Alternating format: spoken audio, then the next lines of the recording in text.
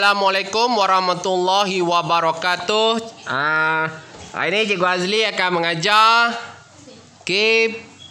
bab 9, bab bumi.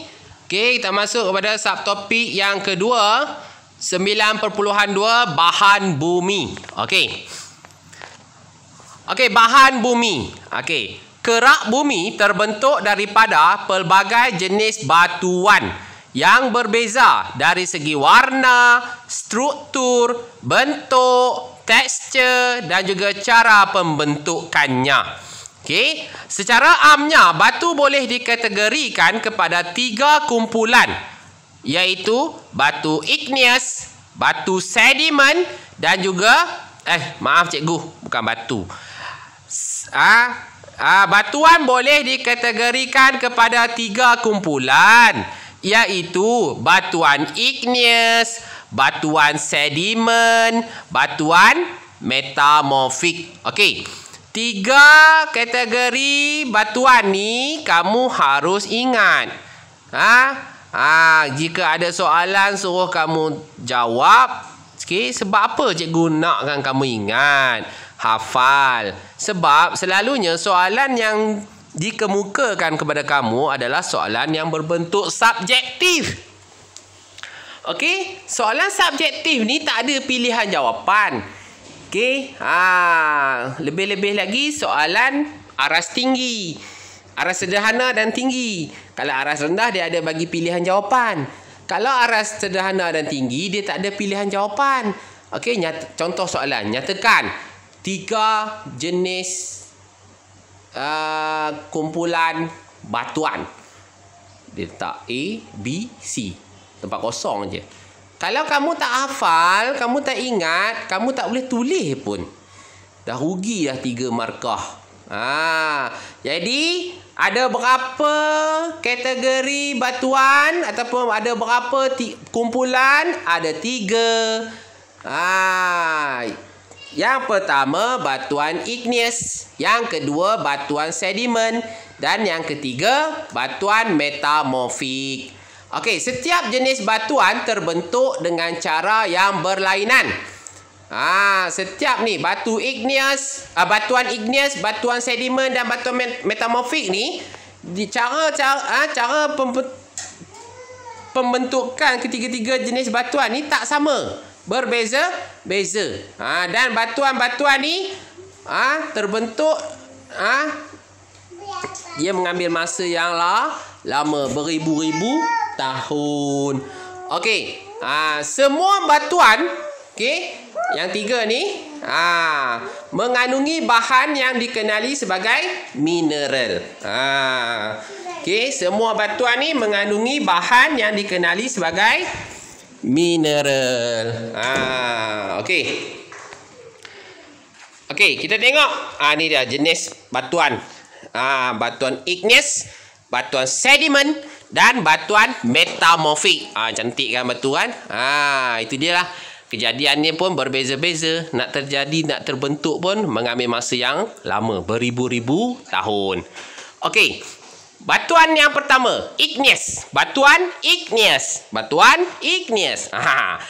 Batuan ni terbentuk daripada proses penyejukan dan pembekuan magma atau lava yang mengalir keluar daripada lapisan mantle. Selalunya akibat daripada letusan gunung berapi. Letusan gunung berapi mengeluarkan lava dan magma ataupun magma. Jadi kita tahu magma dan ataupun lava ni dalam dia terdapat pelbagai mineral dan suhunya amatlah tinggi, melebihi daripada kalau logam duduk dalam tu, logam pun akan cair. Maksudnya dia melebihi takat lebur.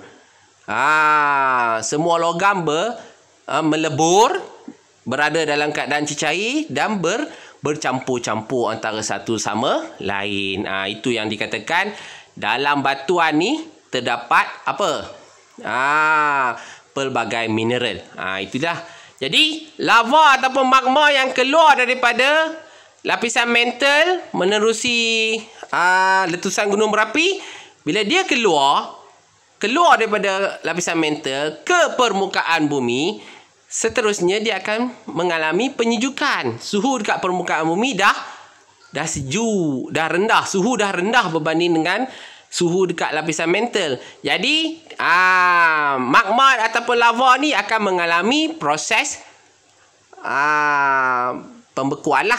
Dia akan membeku lah, bertukar daripada keadaan cecair menjadi keadaannya pepejal. Okey, itu mengandungi pelbagai bahan mineral. Sebab apa dia mengandungi pelbagai mineral? Sebab mineral-mineral ni seperti logam lah, bukan logam lah, apa-apa semua tu kan. Apabila berada dalam lapisan mantle, dia dalam keadaan cecair, bercampur-campur antara satu sama lain. Bila dia keluar ke permukaan bumi, dia menyejuk jadi pepejal. Jadi dalam batu tu ada banyak mineral. Okey. Okey, batuan sedimen pula. Batuan sedimen ni dia tak sama cara pembentukannya dengan batuan igneous. Batuan sedimen ni terbentuk daripada mampatan bahan-bahan enapan yang dibawa oleh sungai, glacier ataupun angin.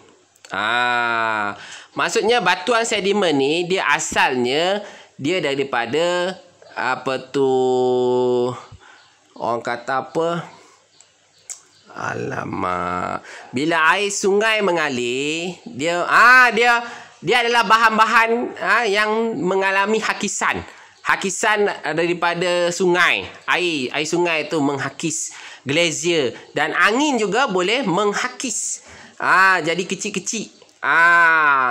Okey, dan dibawa ke satu tempat. Okey. Sebab dia kecil, dia boleh dibawa oleh arus air, arus glacier dan juga arus angin. Okey. Apabila kekuatan air sungai, glacier dan juga angin ni dah berkurang, maka hasil daripada hakisan tu, okey, dia akan terenap, maksudnya mendak ke bawah. Mendak satu lapisan. Jadi lapisan tu makin bertambah. Yang di bawah tu makin lama akan mengalami tekanan akibat ditimpa. Makin lama makin mengalami tekanan. Lama-lama itulah tekanan itulah yang menyebabkan bahan-bahan tu mengalami mampatan. Ditekan, mampatlah. Okey. Jadi sebab dia lapisan demi lapisan.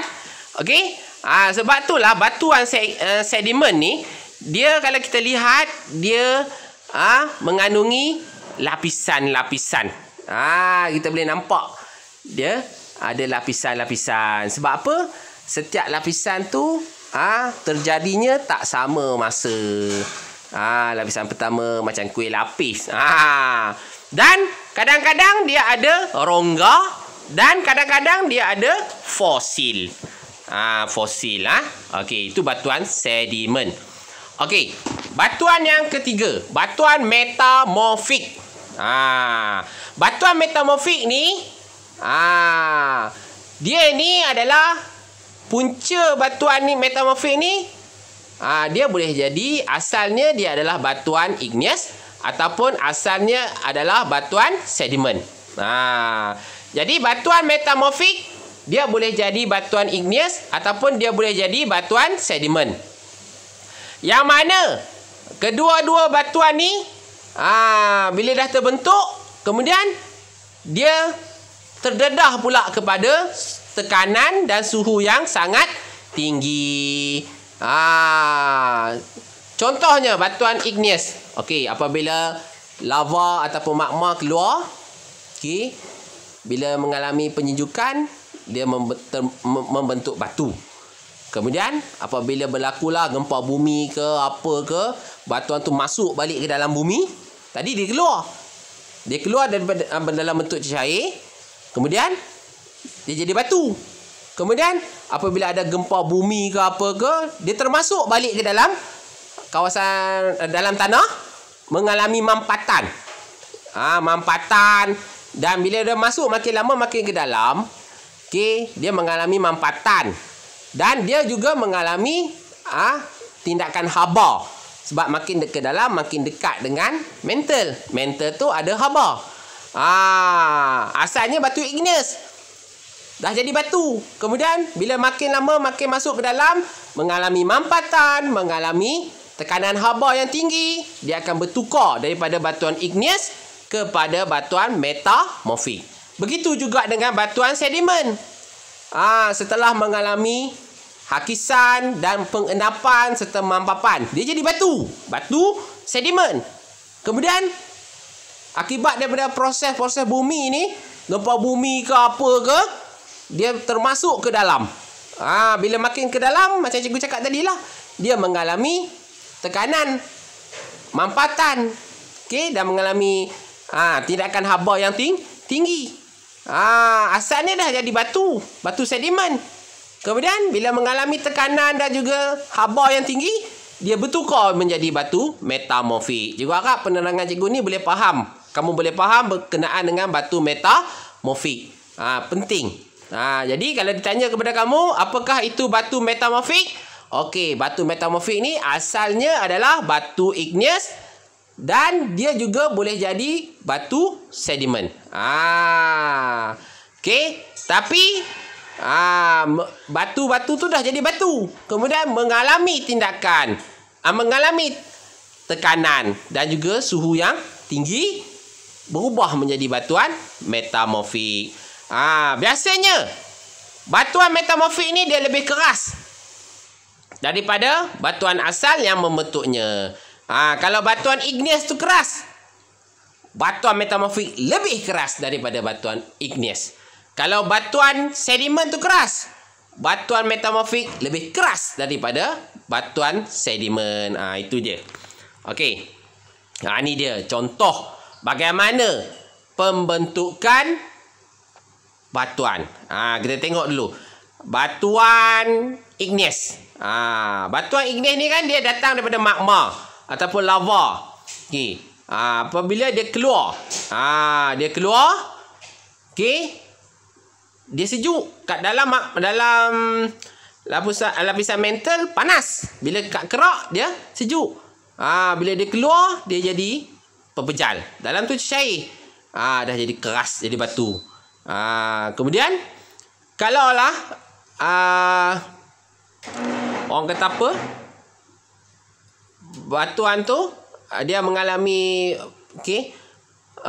dia termasuk pula ke dalam, dia akan mengalami haba dan juga tekanan, dia akan bertukar menjadi batuan metamorfik. Kalau dia masuk lagi, dia lebur balik. Boleh tengok anak panah tu. Kemudian kalau lah batuan sedimen pula. Batuan sedimen nampak lulu hawa, hujan lah apa semua kan. Adalah hakisan dekat lapisan bumi tu. Pasir-pasir tu kan. Tanah-tanah mengalir dibawa oleh air. Hakisan daripada angin. Dia mendap. Berlapis-lapis. Yang bawah makin lama orang duduk timpa dia.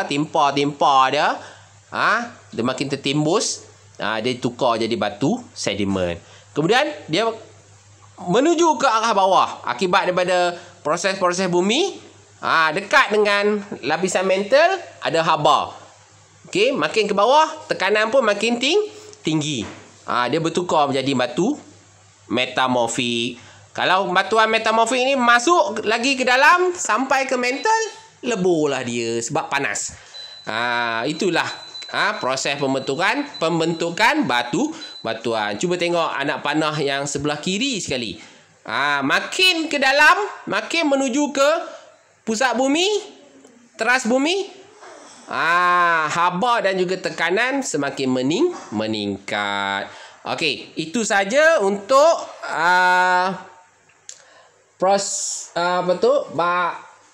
subtopik yang kedua 9.2 batuan bumi. Tajuk je batuan bumi. 3 jenis batuan: igneous, sedimen dan juga metamorfik. Cikgu harap kamu faham. Sekian, terima kasih.